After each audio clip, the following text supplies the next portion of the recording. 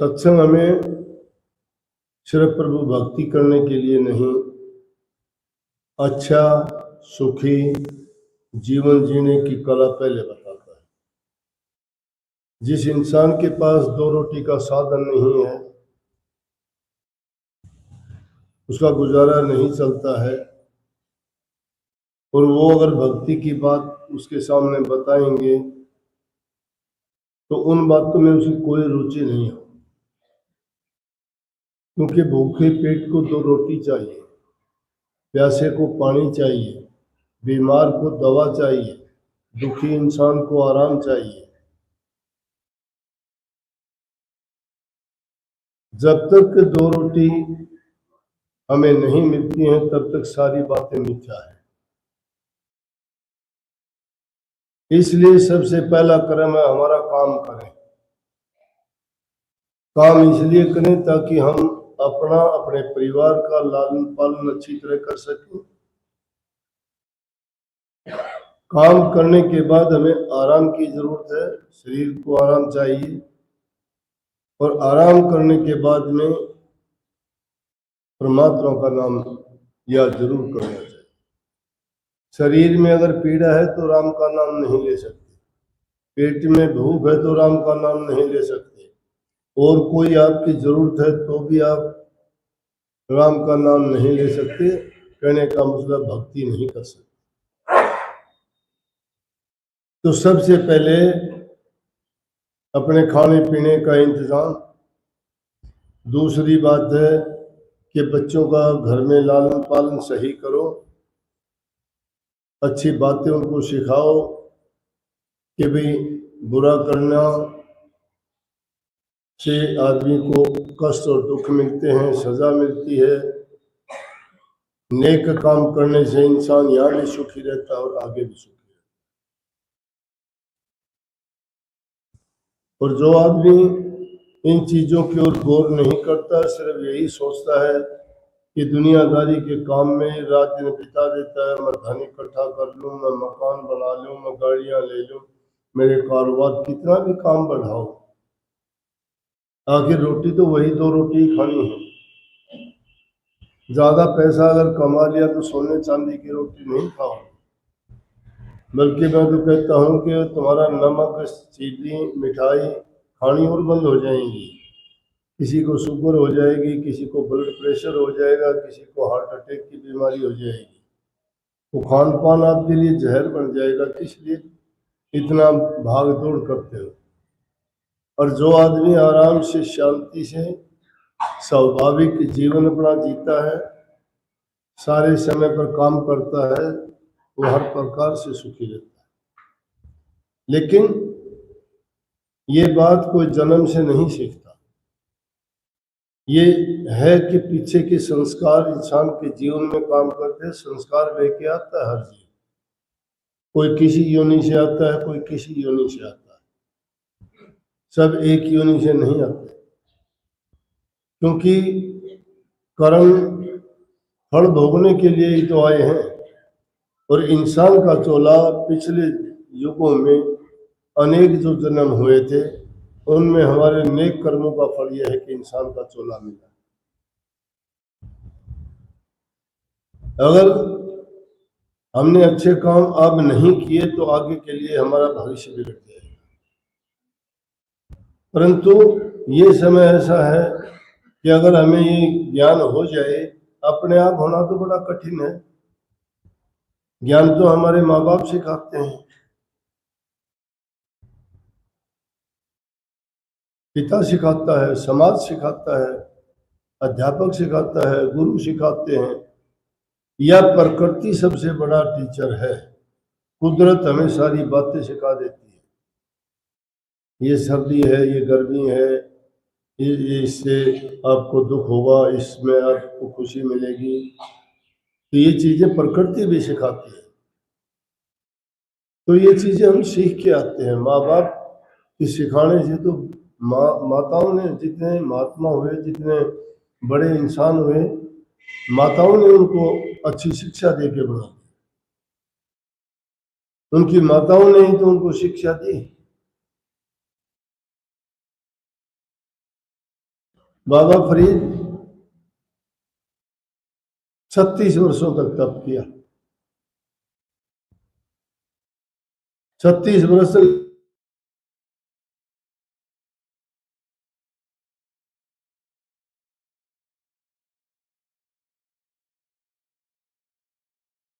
फिर एक दिन मिट्टी में मिल जाना है। गोपीचंद की माँ ने भी गोपीचंद को इसीलिए महात्मा बनाया था। कहने लगी, बेटा एक कंचन जैसा शरीर देख के मुझे खुशी तो होती है, लेकिन मुझे दुख लगता है कि ये मिट्टी में मिल जाएगा। कहने लगे, माता फिर क्या करूं मैं? बोले, तेरा मामा भरथरी है, वो योगी है, उसने भक्ति की है, उसके पास जा और भक्ति सीख। जब उनके पास जाता है तो अनुभव था, भरतरी भी राजकाज छोड़ के योगी बना था। कहने लगा अपनी बहन से कि योगी मत बनाओ, बड़ा कष्ट होता है। बोले कि तेरा ये काम नहीं है, तेरा ये भांजा है। मैं जब कहती हूँ मेरे लड़के को ऐसा बनाओ, बोला राजकाज कौन करेगा? इसकी इतनी लड़कियां, इतनी रानियां हैं, उनको कौन संभालेगा? कहने लगी, उनकी परवाह करना हमारे जिम्मेवारी नहीं। जिसने इनको जन्म दिया, पैदा किया, जिस दुनिया में जो लाया है, वो इनका लालन पालन भी करेगा, सब देखभाल भी करेगा। इंसान यहीं पे आके धोखा खाता है। वो परमात्मा के काम में बाधा डाल के सोचता है कि मैं करता हूं। इंसान की क्या हिम्मत है कि कुछ कर ले।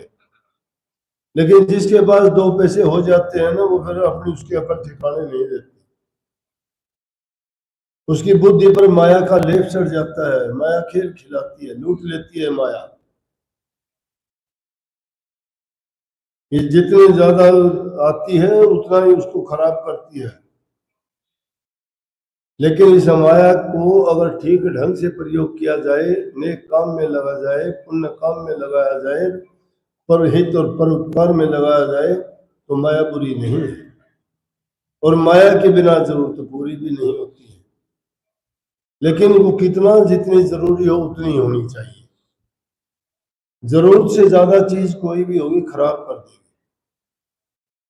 ज्यादा बोलना खराब कर देता है, ज्यादा हंसना खराब कर देता है, ज्यादा रोना खराब कर देता है, ज्यादा खाना खराब कर देता है, ज्यादा सोना खराब कर देता है। कहने का मतलब आदमी को एक संतुलन बना के ही अपने सारे काम करने चाहिए। पूरी प्रकृति एक संतुलन पे ही रुकी हुई है। अगर वो संतुलन थोड़ा सा भी डगमगा जाए, पूरी दुनिया एक मिनट में तहस नहस हो जाएगी। संतुलन बना के रखता है तो ही उसके सारे काम सही होते हैं। तो कोई ये भ्रम ना पड़े कि मेरे करने से ऐसा होता है, नहीं। इंसान के करने से नहीं होता, प्रभु के करने से होता है।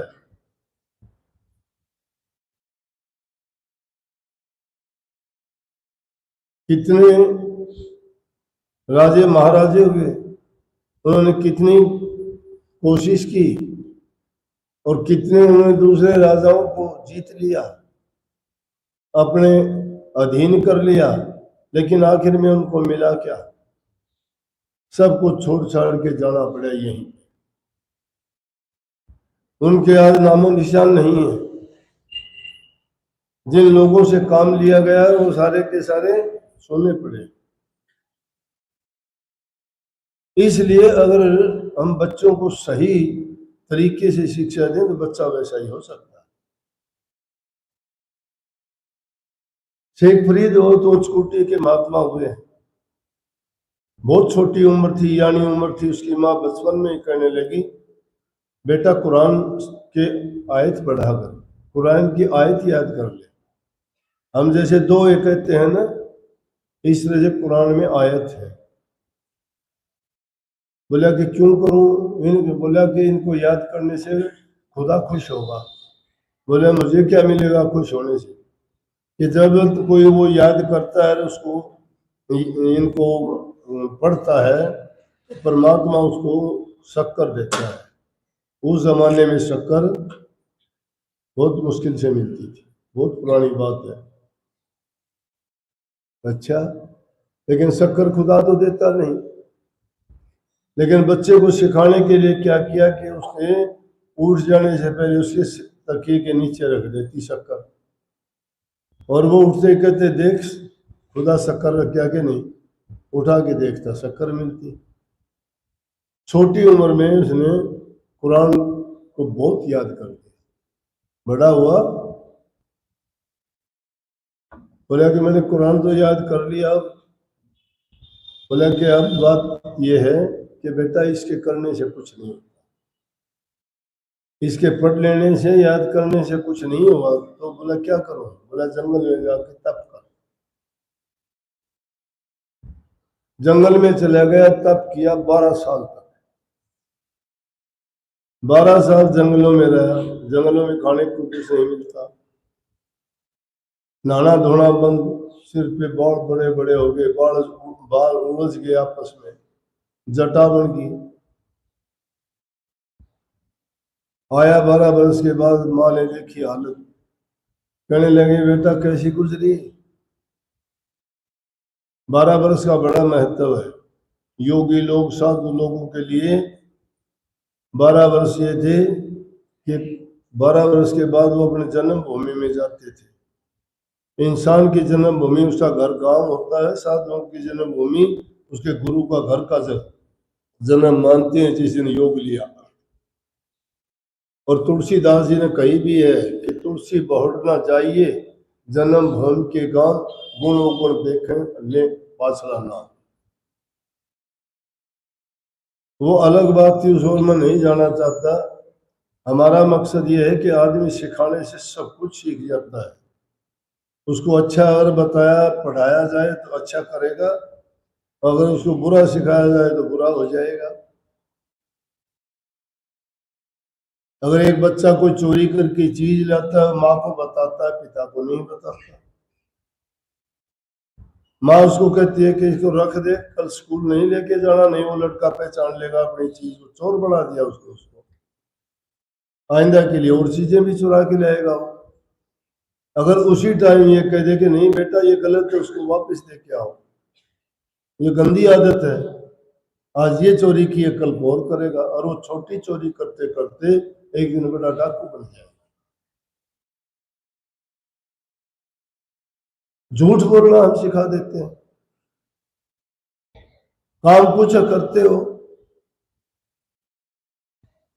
बच्चे का पिता घर नहीं है, माता कुछ काम करती है और बच्चे को कह देती है, बच्चे को तो पता है मम्मी क्या करती है। वो कह देती है कि तेरे पापा को मत बताना मम्मी ने एक ऐसा किया था। अब बच्चे को ये बता दिया कि पापा से बात छिपानी है, कल को मम्मी से भी छिपा लेगा वो, बड़ा हुआ तो पापा से भी छिपा लेगा वो। उसको हमने झूठ बोलना सिखा दिया, चोरी करना सिखा देते हैं, झूठ बोलना सिखा देते हैं। लेकिन नेक माताएं उनको नेकी का रास्ता दिखाते हैं, जैसे फरीद की मां ने दिखा दिया। बोली बेटा कैसी गुजरी, क्या खाया, कैसे रहा? कि माता बस मैंने तो पेड़ों के पत्ते वगैरह खा लिए, फल तोड़ लेता था, वो खा लेता था, अच्छा रहा। बोला कि कुछ भी नहीं, बेकार कर दिया 12 वर्ष में। पेड़ों के पत्ते तोड़े, उनमें भी जीव है, क्यों तोड़े उनके पत्ते फल? बोले उनमें क्या जीव है? बोले एक दिन बैठे बैठे कंगा उसके बालों में उड़ जाके खींच लिया। बोला कि माता जी, बोला आराम से मेरे बालों को सुलझाओ, ऐसे इस तरह ना खींचो। बोली क्यों, क्या होता है? बोला दर्द होता है। बोला पेड़ों को इसी तरह दर्द हुआ था। बोले दोबारा जा, दोबारा गया तो 12 वर्ष के लिए फिर कह दिया, 12 वर्ष से फिर तप कर। अगले 12 वर्ष तक तप करने के लिए गया, एक काठ की रोटी बना ली, गले में डाल ली, एक रस्सी में डाल ली, भूख लगती तो कहता उसी को बस मुंह में लेके उल्टी डाल देता, उससे भूख थोड़ी मिटती। लेकिन एक आदत बनी थी खाने की, वो उसकी पूरी हो जाती। उन जमानों में आदमी भूख के अधीन इतना नहीं था। कलयुग में इंसान के अन्नमय कोष लग गया है। इस युग में अन्न नहीं मिलता, इंसान मर जाता है।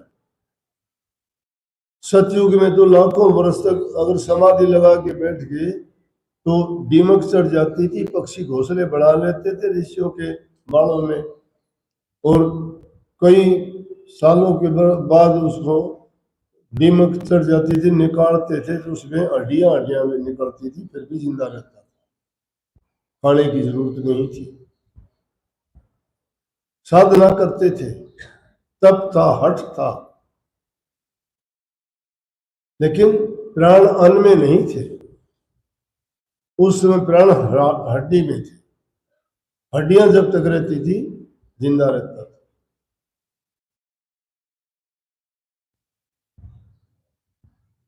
तो 12 वर्ष फिर किया। 12 वर्ष के बाद आया, उसने सोचा अब तो ले माँ से जाके कह दूंगा मैंने कुछ नहीं खाया, ना पेटों को दुखी किया, ना उनका कुछ तोड़ा। आके कहने लगा माता जी मैंने पेटों से कुछ नहीं तकलीफ दी किसी को भी। बोला फिर कैसे गुजारा चला?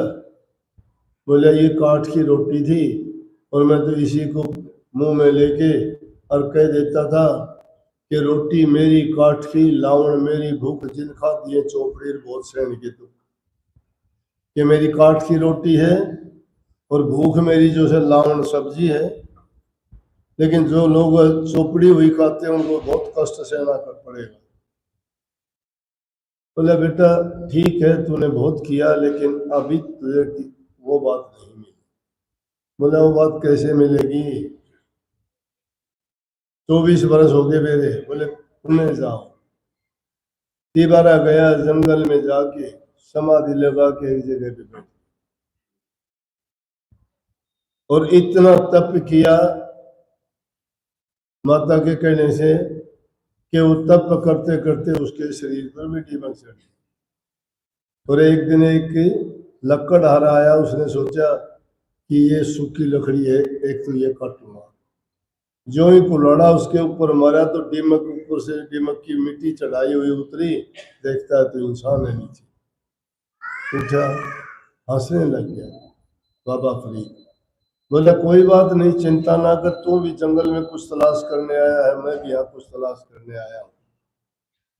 तुझे लकड़ी की जरूरत है, मुझे खुदा की जरूरत है। बड़े मस्ती में रहता, हर पल मालिक की भक्ति करता, याद करता। ऐसा करते करते उसको सिद्धियां आ गई। सिद्धियां शरीर से आती हैं, इसीलिए कहते हैं ना तांत्रिक। तांत्रिक उनको कहते हैं तन मात्राएं जो तन की सिद्धि कर लेते हैं, वो तांत्रिक है। लेकिन मन को साधना बड़ा कठिन, मन को साधना चाहिए। अब कहाँ साधोगे? यहाँ बैठ के उबासी तो इतनी लंबी लंबी मारते हो, तुम्हें नींद आती है तो चले जाओ, या इसमें बात में मजा नहीं आता होगा, आपको रुचि नहीं है। आदमी उब जाता है तभी उबासी आती होंगी। नींद जब आती है इंसान और बीच में ऐसा आता है तो मुंह दूसरी तरफ कर लिया करो, मेरे सामने मत ऐसा किया करो। मुझे बहुत बुरा लगता है ऐसा आदमी मुंह पाड़ देना, कोई भी हो। सभा में बैठ के सबके सामने मुंह खोलता है, इतना बहुत बुरा लगता है। ध्यान ही नहीं है तुम्हारा क्या करते हो।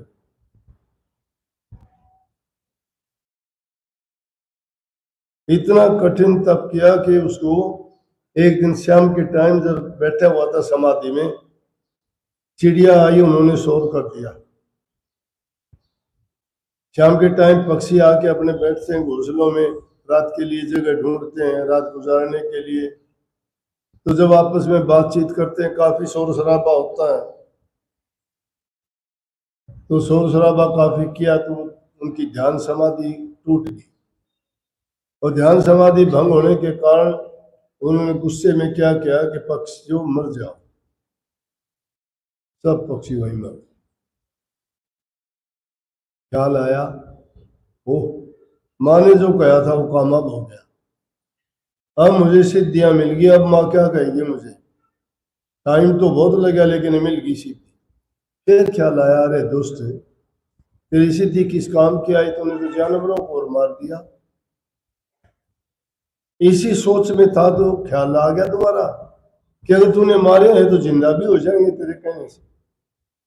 उसने कहा कि पक्षियों जिंदा हो जाओ, जिंदा हो गए। तो फिर तो बड़ा खुश हो गया कि अब तो माँ से जाके कहूंगा कि ये ले जो आपने कहा था सारा करके आया, पूरा हो गया।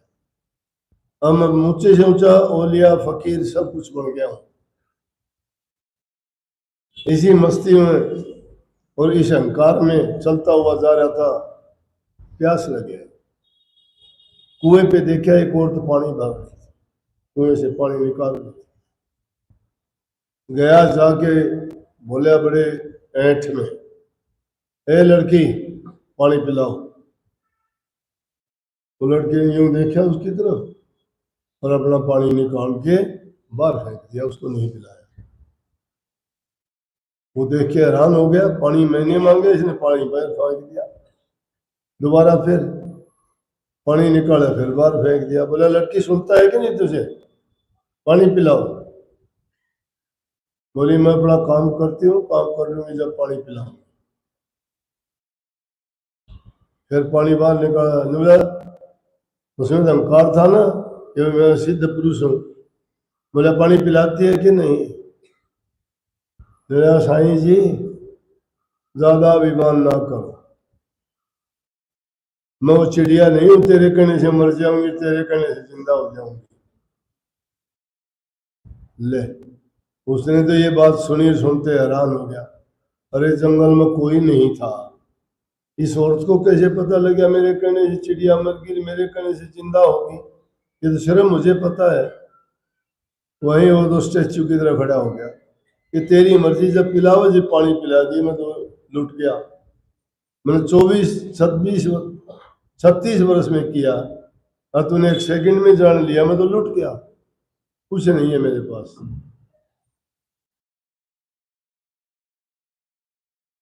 थोड़ी देर के बाद पानी और निकाला और उसने फेंका उसी तरह, और फिर कहने लगी ये लो पानी पी लो। बोला देवी पानी तो बाद में पीऊंगा, पहले तो मुझे क्षमा करो, 2 बात के जवाब दे दे। पहली तो ये कि आपको कैसे पता कि मैंने उन चिड़ियों को मार दिया और कैसे जिंदा कर दिया, किसने बताया? एक बात तो ये, दूसरी बात ये बता दे पानी मुझे क्यों नहीं पिलाया, बाहर फेंकती थी। बोले सुनो, पहली बात का तो जवाब ये है कि जो शक्ति आपने, जो सिद्धि आपने 36 वर्ष खराब करके प्राप्त की है, वो तो मेरे पति की सेवा से मुझे सहज में ही मिली। मैं पतिव्रता स्त्री हूं और पति की सेवा करने से ही मेरे अंदर ये सिद्धियां आई। कुछ नहीं किया मैंने, ना जंगल गई, ना तप किया, ना हट किया, ना योग किया, ना कोई क्रिया की। और बोला दूसरा ये पानी बाहर क्यों फेंका कि यहाँ से इतनी दूरी पर एक गांव में मेरी बहन की शादी हुई है, उसके घर में आग लगी हुई थी, मैंने वो आग बुझाई है यहाँ से, वो आग मैंने यहाँ से बुझाई है। बस फकीर तो गया, कुछ समझ में नहीं आया। बोला कि अगर सच्ची भक्ति और मुक्ति के लिए तुम जाना चाहते हो ना, तो किसी संत महात्मा और फकीर के पास जाओ, वो तुम्हें नाम का भेद देंगे, और जब तुम्हें नाम देंगे तुम्हें सारा भक्ति करने के तौर तरीके, उनके नियम और किस प्रकार से आपको प्रभु प्राप्ति के लिए प्रयास करना है, वो बिना गुरु की रहनुमाई में अपने आप मर्जी से नहीं सीख सकते।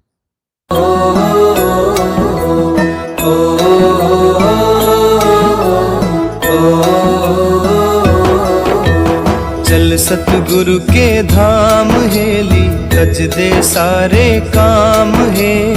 लेके उनसे नाम करो तुम, भजन सुबह हो शाम है।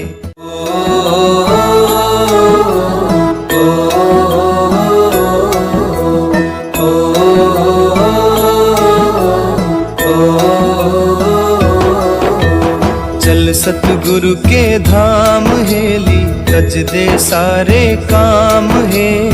लेके उनसे नाम करो तुम, भजन सुबह हो शाम है।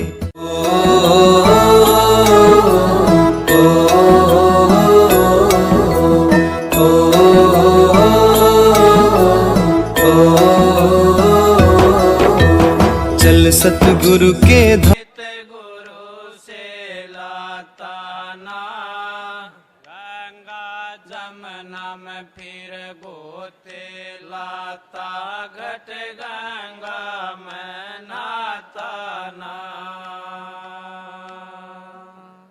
शब्द भेद मिले बिन तेरा, भरम कभी भी जाता ना। दास कंवर क्या करे बेचारा, जब कोई अमल कमाता ना।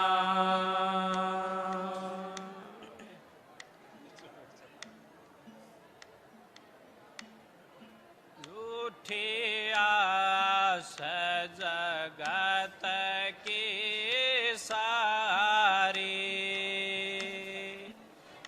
झूठी आस जगत की सारी। नाम ही तेरा सहाई, झूठी आस जगत की सारी। में कबीला नारी प्यारी, कुट में कबीला नारी प्यारी। मतलब के बहने और भाई,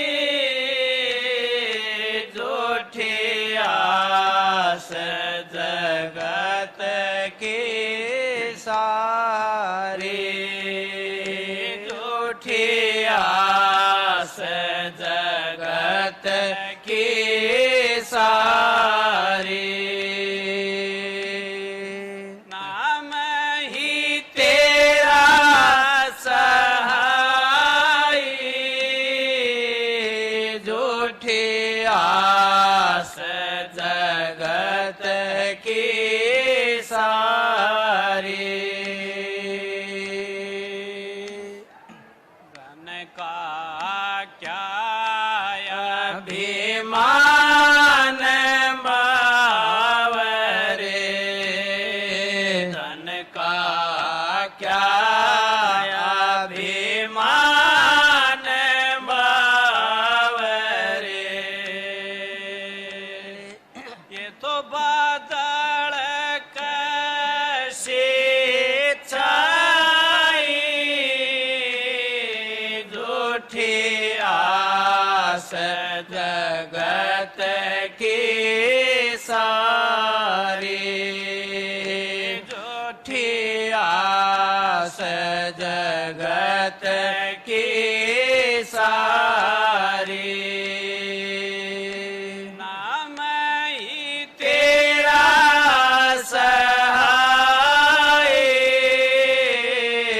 झूठी आस जगत की सारी। रूप जवानी छिन मंगल जा, रूप जवानी छिन मंगल जा। सब सपने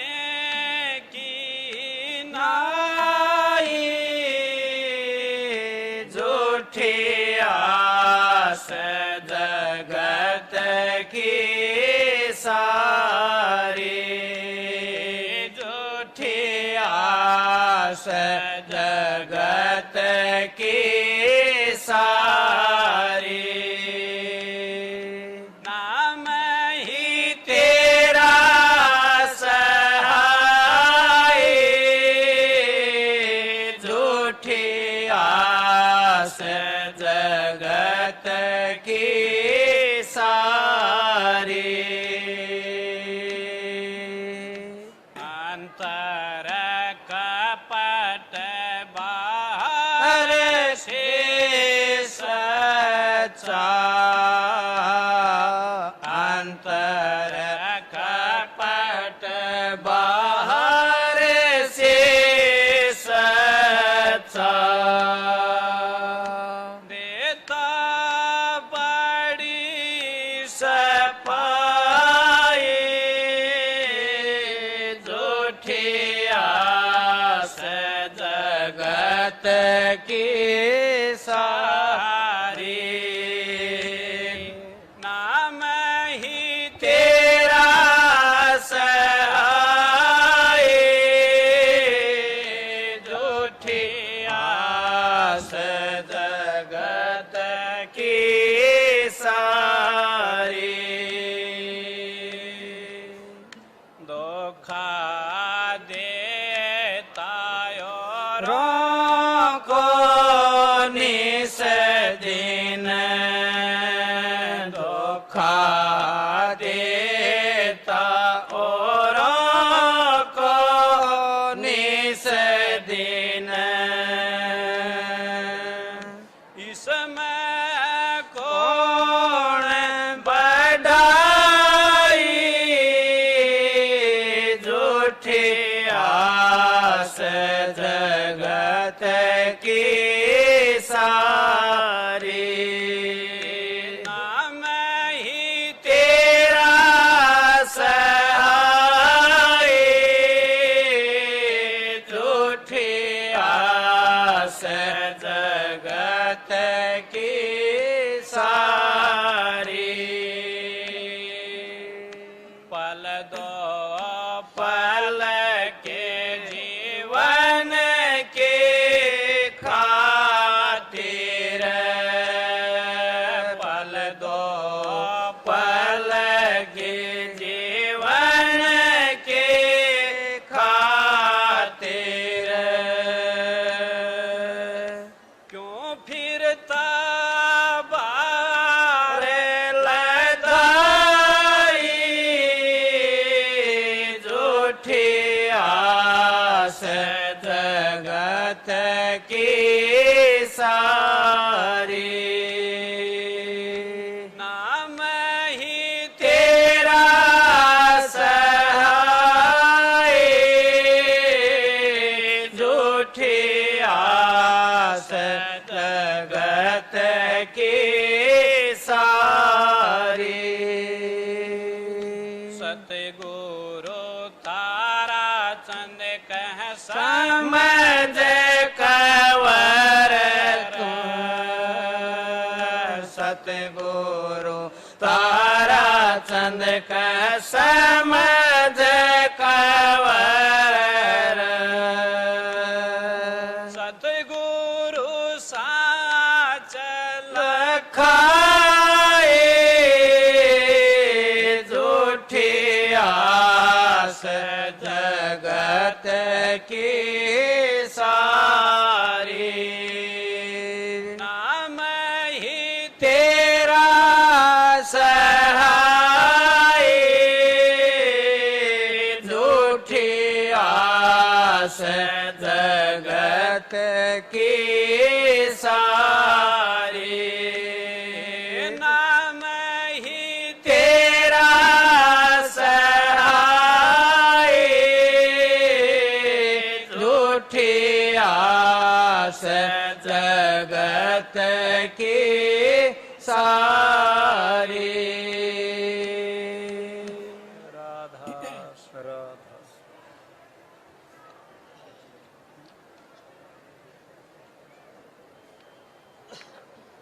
राधा स्वामी राधा माया दोती बड़े कर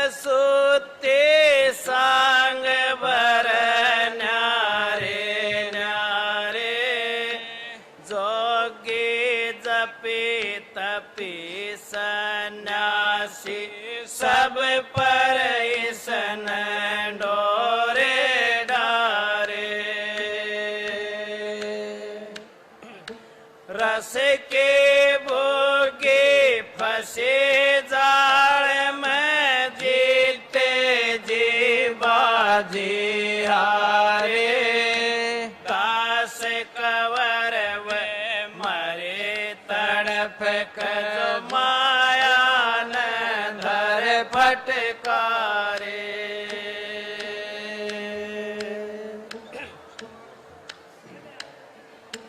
झूठा है संसार सारा, झूठा है संसार सारा। कैसा तेरा नाता रे, झूठा है संसार सारा।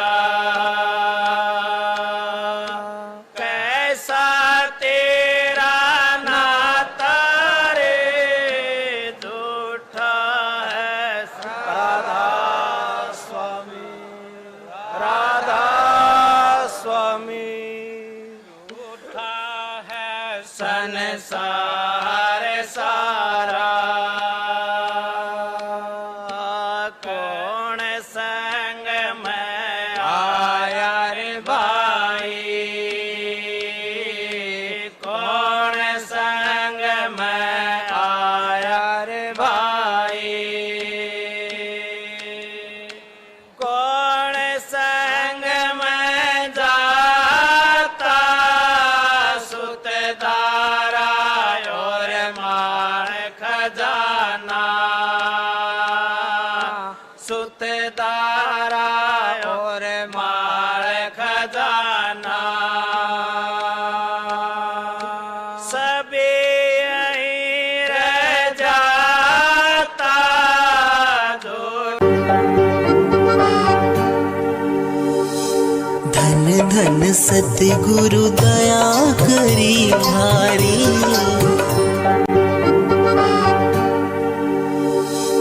धन धन सतगुरु दया करी भारी।